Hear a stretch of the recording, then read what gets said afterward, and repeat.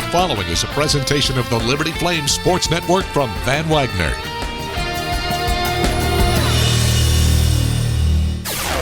Welcome to the Liberty Flames Clubhouse Report from Van Wagner on the Liberty Flames Sports Network.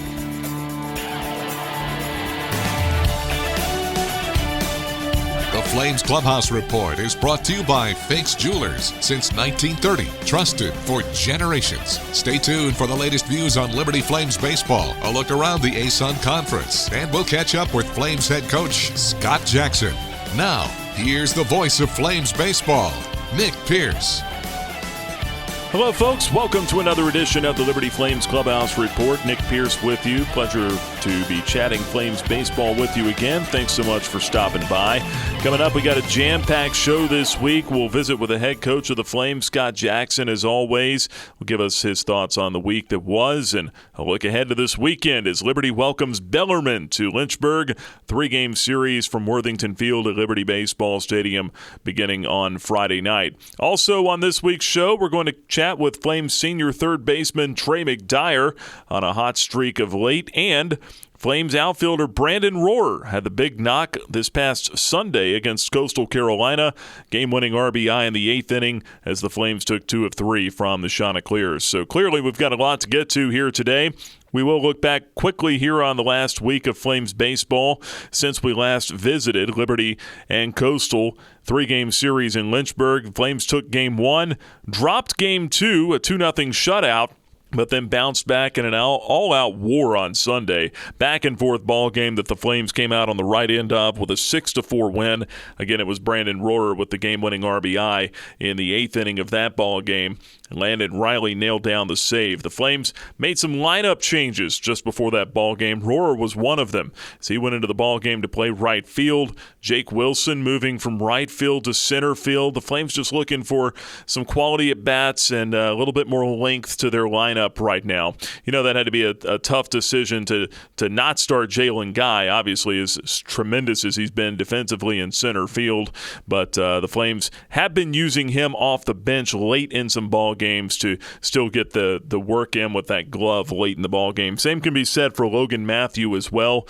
Garrett Wilkinson got his shot at first base this week, had a big knock on Sunday against Coastal Carolina, and then that opened the door for Brady Gulikowski to jump in the lineup as well full-time at the DH spot, and of course he homered this past Sunday against Coastal. So, any time you go through the course of a 50-game season, you're going to have to make some tough decisions as a head coach, and sometimes you got to change that lineup around a little bit. And if anything, I think that's one thing that you'll look at here this year is, Liberty's 27-11 right now and firmly in the running for an at-large berth to the NCAA tournament. A lot of times when I've looked at teams like this in the past that have had a gaudy record like that, been in first place in their conference, they just kind of roll the same 9 guys out there every day and just let them go play.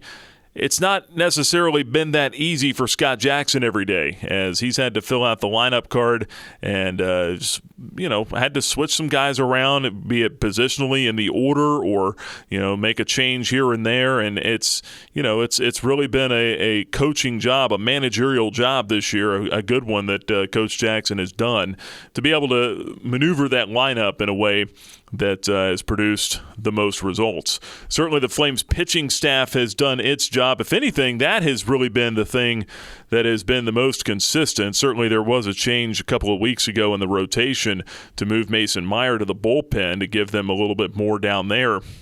But Nick Willard, outside of this past Saturday against Coastal, has been pretty steady in that Saturday starting role for the Flames. He'll be back in there this weekend against the Bellarmine Knights as well. Of course, Trevor DeLate, front end of the rotation, has been as solid as a rock. And this past Sunday, we saw a hiccup from Trey Gibson. That's really hadn't seen that out of Trey since the first couple of weeks of the season.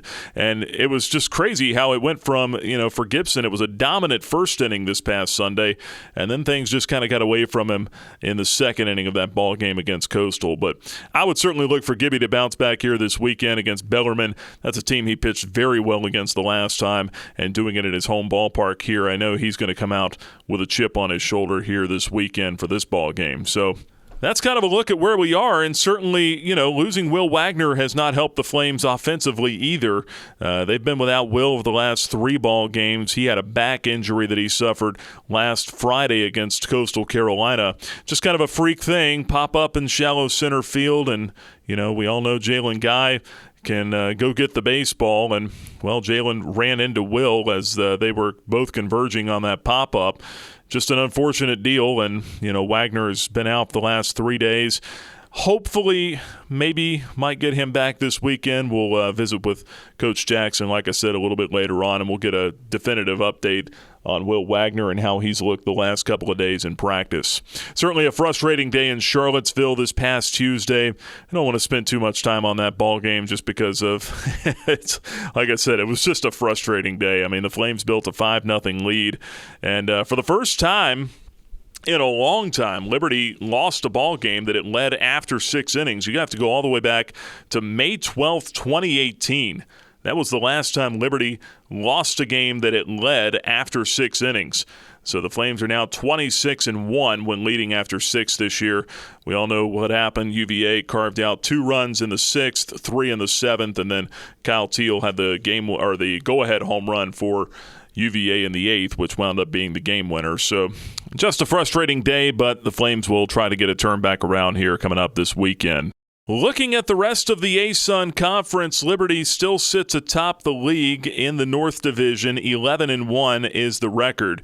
Kennesaw State not far behind, however, at 12-3. Just a half game separates those two clubs. And, of course, the Flames and Owls will meet up 6 times starting next weekend to round out the regular season. Liberty and KSU will meet in Lynchburg next weekend, and then 2 weeks from now we'll have those two teams meet again in Atlanta. In the ASUN South Division, we've got a 3-way tie atop the division standings there. Stetson, Florida Gulf Coast, and North Florida, all 8-4. UNF has all of a sudden hit a hot streak. The Ospreys have won 5 straight.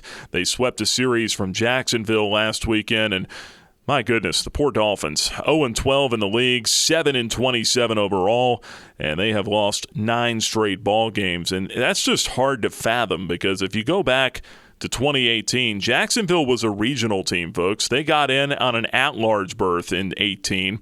They won 40 games, won a game in the Gainesville Regional, went 1-2 down there, but it's just astounding how far that team has fallen off here this year. And tough times for Chris Hayes and the crew down there at JU. Back in the ASUN North Division, we mentioned Liberty and Kennesaw State. After that, it's Bellarmine at 7-11. So the Knights are trying to hold out for potentially the 3 seed, and then it would be Lipscomb at 5-10 and North Alabama at 4-14. Now, the way this thing sets up in the North Division, the top 2 teams would host a 2-out-of-3 series the weekend following the conclusion of the regular season. So that would mean if it all ended today, Liberty would host as the number 1 seed from the North, and they would play Lipscomb, which was currently the number 4 seed in the North. And that would also mean Kennesaw State would host a 2-out-of-3 series at home against Bellarmine, which is currently the number 3 seed in the North. And then the winners of those 2 series would move on to Jacksonville the following weekend for the double elimination 4-team tournament. That's if everything ends today. Certainly we've got a lot more baseball left to be played. North Alabama would be on the outside looking in of the ASUN postseason play. Jacksonville, actually, strangely enough, even at 0-12 and worst record in the league, they would still have a spot just by virtue of the South Division only having 4 teams. So you'd have 1 versus 4, 2 versus 3.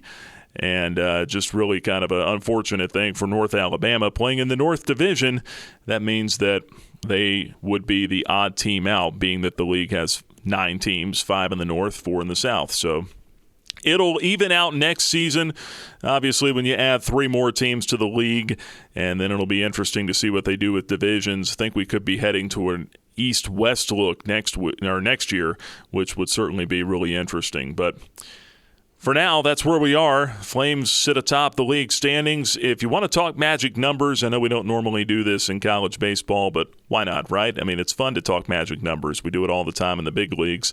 I actually went back and figured this up. If Liberty Well, Liberty's magic number to clinch the North Division right now is 8. Okay, so that means any combination of Liberty wins and Kennesaw State league losses. Keep in mind, league games. Kennesaw State is at Georgia Tech coming up this weekend, so Kennesaw State losses this weekend would not matter towards working this magic number down. But if Liberty, each win they get this weekend would decrease that magic number by 1. So say if the Flames were to sweep the Knights this weekend, the magic number goes from 8 to 5.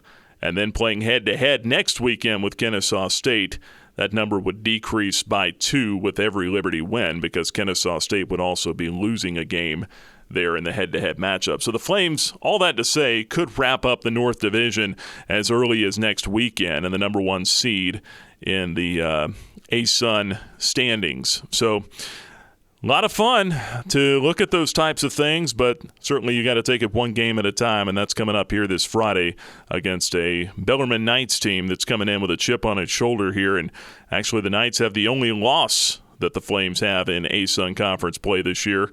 You go back to March the 27th, Bellarmine beat Liberty 8-7 out in Louisville. So Flames and Knights will get together for 3 this weekend. We'll talk more about it a little bit later on when we visit with the head coach of the Flames, Scott Jackson. Before we go to break, I want to throw it back to this past Sunday. We talked earlier about Brandon Rohrer and his outstanding performance against Coastal Carolina. Had the game-winning RBI in the 8th inning of that ball game. I want to go back to that conversation I had with Brandon after the game because in addition to talking about that big moment, we also talked about Brandon's journey through this season. And those of you that have followed the team all year know he got hit by a pitch back on February 24th that sidelined him for a month. He was hitting the bridge of the nose against North Carolina A&T, had to have surgery to repair a broken nose, but found his way back in the lineup, contributed to a big win, a series that the Flames had to have last weekend. Had a chance to catch up with Brandon on the radio after that ball game. Brandon, congrats. I know this has been an up-and-down season for you. I mean, you miss a month after getting hit by a pitch. Your spot in the lineup's gone when you get back. You come off the bench, you hit a home run. It's a little bit up and down, but then today, to come up with that hit in that spot, just taking advantage of the opportunity, I mean, how good do you feel right now? Oh, man, it feels amazing just to, have all my teammates believe in me. We believe in all of our teammates. Every opportunity we get, we love each other. It was definitely a good feeling, and hopefully it continues. Coastal's a good team. I'm glad we were able to pull it out in the end. It was a good game throughout the whole 9 innings. I'm just glad we were able to get it done in the end. This is probably as gritty a win as you guys have had to pull off this year, isn't it?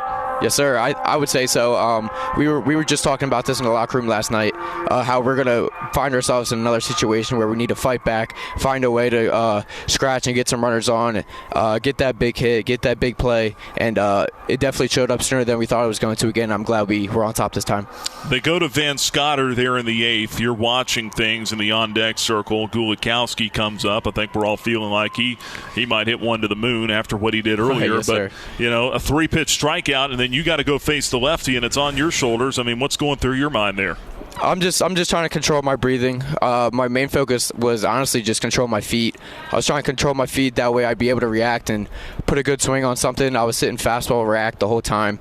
After he threw, I think it was back-to-back sliders in the dirt, I was thinking, all right, he might really have to throw a fastball here to try and get back in the count, and I'm just glad I was on time for it.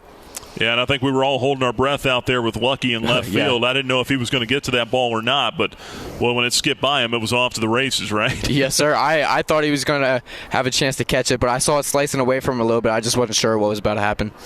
Well, overall, I mean, what's the mood in the clubhouse right now? I mean, after you guys, as we're talking here with Brandon Rohrer, Flames right fielder, had the big knock in the 8th inning today, drove in a run and had another run score after the error on that as well to help Liberty get the win. But what's the mood down there with you guys right now? I mean, it felt like there was a lot of emotion in this thing, and both teams really wanted this game, and you guys came out of here with it. Oh, yeah, of course. When you play a team like that, you got to keep your energy up the whole time. We're always excited. We treat every game, every win like it's the same kind of win. We're always excited, always playing with some emotion, and that's really what helps us get through these games, these tough games. All right, Brandon. Well, certainly glad to have you back in the lineup. I would assume everything. I mean, you look about normal now. I know it wasn't the case right after it happened, but I mean that had to be a really scary thing. I mean, did it take you? Were you a little antsy coming back after being hit in the face by that pitch against A&T? Honestly, I don't think I was at all. Like I said, I really just try to control my feet, and that I know I'll be able to see and react hopefully a little bit better going forward. Now I have a little bit more protection, and really I wanted to focus on clearing my mind and not think about that, because if I think I worried about that, I might get myself caught up in some of those kind of things. So I just tried to have a clear head, and I think it's paid off so far whenever I get my opportunity. What was it like that first time you went back in there taking swings after it happened? It definitely felt a little weird. I was just happy to be back, taking things slow. Yeah, it was definitely a little weird, but I'm happy to be back in the swing of things. Probably just weird from the standpoint that you hadn't swung a bat in a while, right? No, I mean, how long was 2-3 weeks? Yeah, I would say it was about a good 2-3 weeks, and then we slowly worked back in. Like I did a little bit of underhand and tee work in the cages, and slowly worked my way back into hitting on the field, taking some BP, and then the last step was obviously live pitching, which I got some work in practice before I actually stepped in the box in a game. Good stuff. Well, hey, Brandon, we're glad to have you back, and great job today. Congrats on a big win and a big moment. Thank you, Nick. I appreciate it. Once again, that's Flames right fielder Brandon Rohrer after the big win against Coastal Carolina last Sunday. We'll take a break. When we come back, we'll have more on the Flames Clubhouse Report. We'll catch up with Flames third baseman Trey Mcdyer after you hear this. The countdown to kickoff is on. Willis again to throw. End zone. Caught! Liberty Flames football is ready to rise in 2021. Rise with us. This fall, see your back-to-back Cure Bowl champion Liberty Flames take on Army, Old Dominion, and Louisiana Lafayette at Williams Stadium. Season tickets for all 6 home games start at just $70. A savings of 51% on single game price. Get your tickets now at lufootball.com.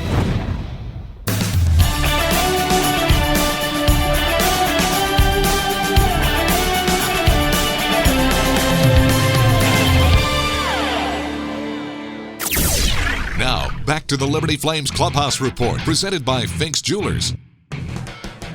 Clubhouse Report continues this week as we visit now with Liberty third baseman Trey Mcdyer, fifth-year senior from Purcellville, Virginia. And Trey, we appreciate you joining us here this week.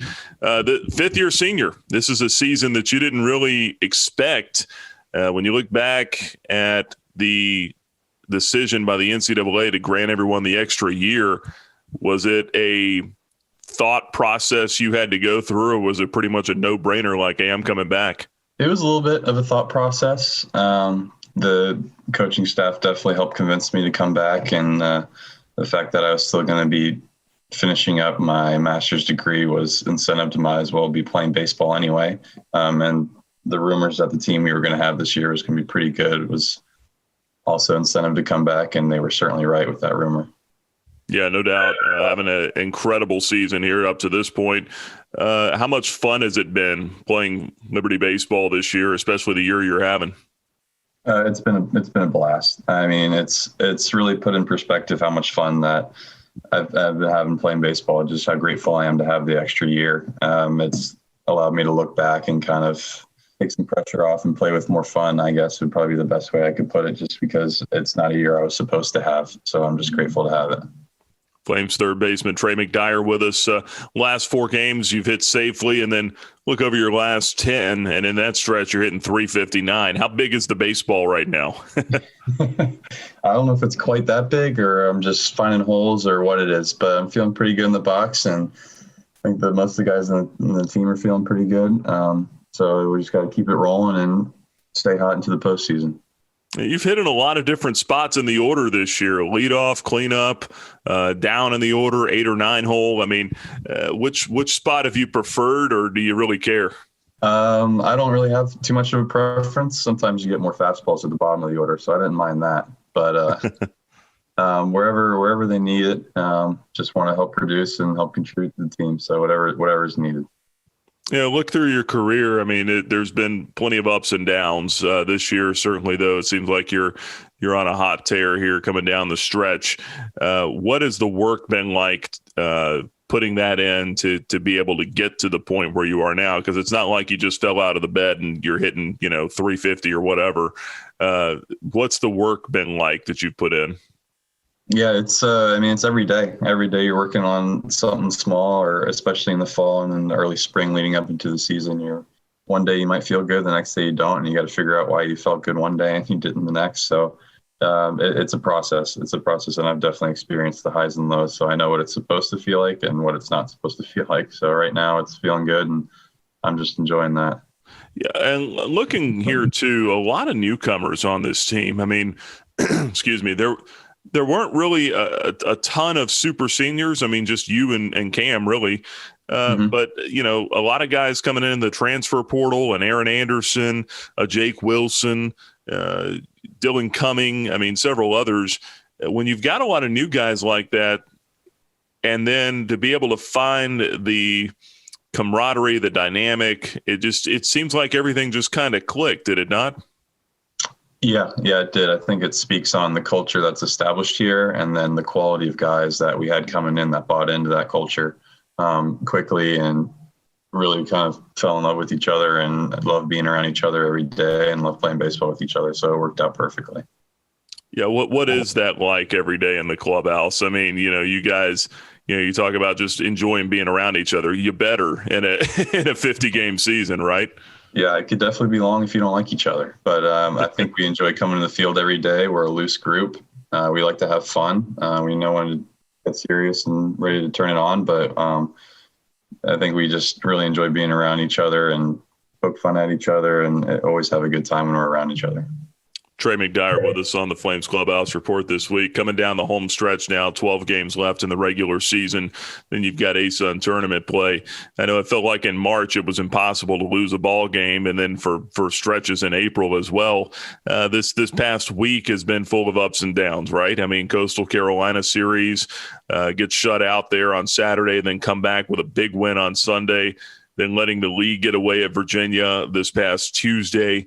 Where is this group at right now in terms of getting ready for the stretch run? Yeah, it's just a little bit of, I think, inconsistency on our part and not really shutting out teams, and especially against UVA where we have a lead and we just couldn't quite step on their throats and put up a couple more runs just to kind of kill their energy and let teams hang around. So I think we recognize that. I think we all do. We know that we're as good as we are, we're not good enough yet, and we're going to continue to get better as we move towards the postseason. And then coming into the weekend here against Bellarmine, a team that you've seen already, is that a little bit advantageous for a hitter, going against pitchers that you've already seen, like a Miley and a Noggle? To an extent. You didn't get too many at-bats off them. It's not like in the major leagues where I'm facing them 10 or 12 times in a season. But seeing them once definitely helps. But they've also seen us, so they know what we like and don't like probably as well. Good stuff. Trey, we appreciate the time, man. Wish you nothing but the best here coming up this weekend, and look forward to catching up with you again here real soon. Awesome. Thanks, Nick. I appreciate it. That's Flames third baseman Trey Mcdyer with us on this week's Liberty Flames Clubhouse Report presented by Fink's Jewelers. When we come back, we'll chat with the head coach, Scott Jackson. That's next after you hear this from Beacon Credit Union. This broadcast of Liberty Flames Athletics is brought to you in part by Beacon Credit Union. Beacon Credit Union is a full-service financial institution offering a wide range of products and services. Having served Lynchburg and the surrounding area for over 75 years, our vision is to be the premier provider of quality financial services, a leader in our community, and the most progressive financial institution in our field. More information on Beacon Credit Union and all your banking needs is available online at mybcu.org. Equal housing lender, member NCUA.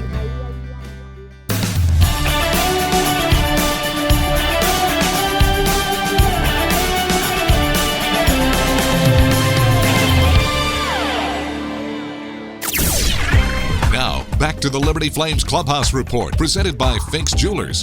This week's show continues with the thoughts of Liberty head baseball coach Scott Jackson, presented by Beacon Credit Union. All right, Coach, big weekend series coming up here with the Bellarmine Knights. 3-game set at your home ballpark, and coming down the home stretch here, 12 games to go. And this is round 2 here with Bellarmine, the only team that has a win over the Flames in conference play up to this point. Does that motivate the guys a little bit more here coming into the weekend? Yeah, I think the motivation certainly is always there against a conference opponent. I don't know that, the fact that they beat us adds any to it. It may. They're very veteran. They've got some really good players. I think Larry's done just a fantastic job their first year transitioning to Division I. That can't be easy. I know it's exciting for them, but I think there's a lot that they've navigated very well and done a great job, and that's a credit to Larry and the program, and just a lot of respect for him and what he's done over there. Yeah, I mean they've got some guys that are competitive. I thought that was the biggest thing I took away from that series, is that for a team that's making that transition from Division II to Division I, which is not always easy, I thought that they had some guys out there that. I don't know if it was that they had a chip on their shoulder or what, but they were competitive that first go around. No question. I think you nailed it. I think there's an edge to them to prove themselves, and to be able to prove the program, can certainly compete at this level, which check, that they can.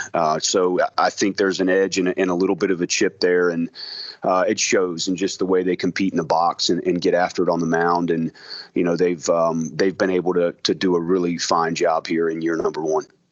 Head coach of the Flames, Scott Jackson, joining us here on the show this week. And, one addition that they'll have back here is Matt Higgins this time around. We didn't really have to see him that much last time, just a pinch hit appearance for him. He was dealing with an Achilles injury, but he's back in full force now, 367 hitter. What have you seen from Higgins on tape? As competitive as the rest of them are, except he stands on the left side of that plate. And, it's just I don't think there's any particular way to pitch him. I think you've got to be careful. You've got to mix your looks with him, and a good looking player and a guy that certainly gives them a shot in the arm. Different from, the lineup that we saw up there. When you put a guy like that and you can plug him in, it really does, some things for them. So, we'll look forward to competing against Matt. And I think he brings a lot to their lineup that we're going to have to navigate carefully. Yeah, and already some pretty good hitters in there as well. So in a way, you look at it, could be an improved Bellarmine squad, certainly with him in the lineup. Then you look at their pitching staff. Jacob Nagel was so good against us the last time that had that changeup working. Nolan Pender gets the start instead of Behringer this weekend. And then, of course, you'll see Miley on Friday. What do you make of their pitching staff after you've, had a chance to see them live and in person for 3 games, and then also just, at this point in the season? Well, I think they've had some injuries that they've had to navigate, and anytime you have to do that and you can still stay competitive, that speaks to a little bit of depth on that staff. So their starters are really good. I mean, Miley's been up to 95 with 4 pitches in play, and Behringer's been good for them as well. I think really the veteranness of being able to transition to this level and to be able to, compete like they do. Again, I just think Larry does a fantastic job. I mean, some of those hitters as well. I mean, just, Finnerty and Gambert, just some of those guys at the top are just, they're gritty players. And I think it transitions onto the mound as well with their competitiveness. So just a credit to them, and we'll look forward to it here, man. I'm excited to get out there and get going. Head coach of the Flames, Scott Jackson, joining us here on the Flames Clubhouse Report this week. Let's talk a little bit about your team now. Will Wagner been out for nearly a week now after that collision in center field, still nursing the back injury. Is he taking some steps in the right direction, though, heading into this weekend? I think so. Got out and took some ground balls during BP. At Virginia, I thought he moved around well. I was actually hitting to him, so didn't want to force too difficult a play. So I tried to stay not more than 2 or 3 steps to his left and right. I thought he handled it well. We had a chat during BP, and he said everything checked out okay. It looked like the ball was coming out of his hand, and there wasn't anything that I saw that looked unlike, his natural ability and the way he moves and throws. It all looked pretty normal to me. So he did swing in the cage with Coach Cannon on Wednesday. and felt better. So hopefully we can get him out there on the field and get him into practice routine on Thursday and let him make a decision on where he's at. And hopefully we can get him back here. That would certainly be a shot in the arm for us to get Will back this weekend. Yeah, no doubt. I mean, it's, not that one guy carries a ball club, but I mean, it does change the dynamic sometimes when, when you lose a bat like that out of your lineup, does it not? Yeah, it does. I mean, it's just, the flow of the lineup's a little bit different. And, I thought our guys without him did a heck of a job of just filling in and giving us what we needed, especially on Sunday. We had opportunities that we weren't able to cash in on at Virginia. But again, you get those opportunities. So, if you get those opportunities, that means, guys are doing their job and we're getting guys on base. And, we've got to be better in some of those moments with runners in scoring position. But, with the dynamic that we have that maybe looks a little bit different, I don't think anybody got outside themselves and tried to do too much and gave us a chance to do some things and score some runs. So credit to those guys filling in, especially, Josh Haney. I thought he was great defensively for us and made some big time plays and, kept us moving in the direction we want to go there. I talked about that, just having a veteran like that's versatile, kind of that nice piece of a left-handed hitting utility guy that can really help you, when something like this pops up. Yeah, and you mentioned the Virginia game, and I don't want to go back to it too much because I know it was frustrating for all parties involved. But at the same time, when you look back at that, is that something where there were some teaching moments for your guys that you can point to from that, or was it just a frustrating day and it's like, let's just flush that, forget about it, and move on?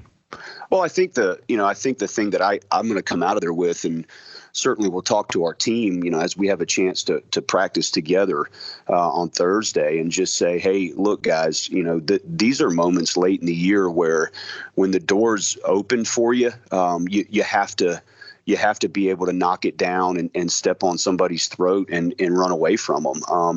That's just what championship teams do. And, we've done that for the most part, during the year. We've found ways to win. We've been great in moments, with two outs, as you and I have discussed before. But I think that's really the takeaway for me, is to allow our guys to see that and have them understand, it's not so much who you're competing against as much as it is, the game of baseball and being able to go out there and do things in those moments. What does the game call for? Where are we? What does the game and my team need from me more so than, we're on the road and, we've already got a 5-0 lead and, just some of those things that I think we need to not necessarily refocus on, but hey, here's these moments for us as a club. If we want to get where we want to go, then we have to be better and we have to be at our best in those moments. We weren't on Tuesday. Hopefully we take that away and improve on it here as we get down the stretch run. Yeah, and it's got to make you feel better too when you've got Trevor DeLate going to the mound for you on Friday night, a guy that's a veteran and has been just such a wonderful presence all season. I mean, what better guy to have on the mound than in a situation like that, coming off a game like that? No question. I mean, and it's been, it's fun to play behind him. We've talked about that before, and just the heart rate and just the vibe and the feel that you get when he's out there. I think the pace of the game's, just exactly what you need on a Friday, and it can really help you get that momentum as you get that first one. If we're fortunate to do that, to help you with momentum the rest of the way through the weekend. So he's been unbelievable for us, and somebody that, man, I'm thankful he's here. That's for sure. Last thing before we let you get going, did you have a chance to check out Zach Gallen's game against the Braves this week? I texted Zach. He was on the front end of that, that Bumgarner no hitter, and anytime, he's been through some injuries, but anytime you throw a shutout, I mean, that's just unbelievably tough to do at that level. So what a neat kid, just somebody that it's been fun to follow his career, and I'm excited for him and looking forward to seeing what this season brings for him. I hope he can really build on that outing and certainly what he did last year. So I appreciate you bringing that up. Yeah, former UNC right-hander, and with the Diamondbacks, had a one-hitter against the Braves. My Braves, unfortunately, but this past Sunday. Coach, appreciate the time. We'll talk to you here this weekend. Okay, Nick. I'll talk to you soon. Thanks, man. Once again, that's the head coach of the Flames, Scott Jackson, joining us here. His comments presented by Beacon Credit Union. Yeah, hopefully next time Zach Gallen can have a good outing against either the Padres or the Dodgers or somebody other than the Atlanta Braves. That'd be great. Now, looking ahead here to this weekend, should be great weather in Lynchburg, at least at the time of this taping. Looks like we should be in store for some pretty good weather. Temperature in the low 70s Friday and Saturday. Should get back up in the 80s by Sunday, but again, not looking at any rainfall for the moment. Starting pitching matchups for this weekend, looking to Friday night, it will be senior left-hander Trevor DeLate for the Flames, 6-1 with a 2.75 ERA for the lefty. Dalen Miley, right-hander, goes for Bellarmine. He's 3-4 with a 5.70 ERA. Struck out 10 against the Flames over 8 innings the last time he faced them back on March 26th. Looking at Saturday's matchup, Liberty will send freshman right-hander Nick Willard to the mound. He is 2-1 with a 1.33 ERA. Jacob Nagel, right-hander for Bellarmine, will counter. He is 2-3 with a 5.88. Pitched really well against the Flames, however, last time, and really was showing off his changeup out there. We'll see if the Flames can make an adjustment here this time and get to Nagel hopefully a little earlier in the ball game. Then on Sunday, we've got power against power, right? A couple of right-handers, young right-handers. Freshman Trey Gibson for the Flames, 6-3 with a 3.66 ERA. And then on the other side, right-hander Nolan Pender and his handlebar mustache for the Bellarmine Knights. Pender's got that Raleigh fingers look working very well. He'd like to get his ERA down a little bit. He's 1-4 with a 6.65 ERA. But he's filled in at that starting spot here over the last 3 weeks for the injured Shane Behringer, who will not be on the trip this weekend for Bellarmine. That's a look ahead to the weekend for Flames baseball. All 3 games will be on ESPN+. Also, we'll have all 3 games on the radio for you, 90.9 FM locally in Lynchburg, and streaming online, live audio play-by-play at libertyflames.com. That'll wrap up this week's Clubhouse Report. Once again, we want to thank our guests, head coach Scott Jackson, third baseman Trey Mcdyer, and right fielder Brandon Rohrer. Out of time on this week's show. Thanks so much for stopping by. My name's Nick Pierce. Until next time, saying so long, everybody. You've been listening to the Liberty Flames Clubhouse Report, presented by Fink's Jewelers. For more on Flames baseball, check out libertyflames.com. You can also follow the team on Twitter and Instagram at Liberty Baseball, and on Facebook at Liberty Flames Baseball. The Flames Clubhouse Report is an exclusive presentation from Van Wagner on the Liberty Flames Sports Network.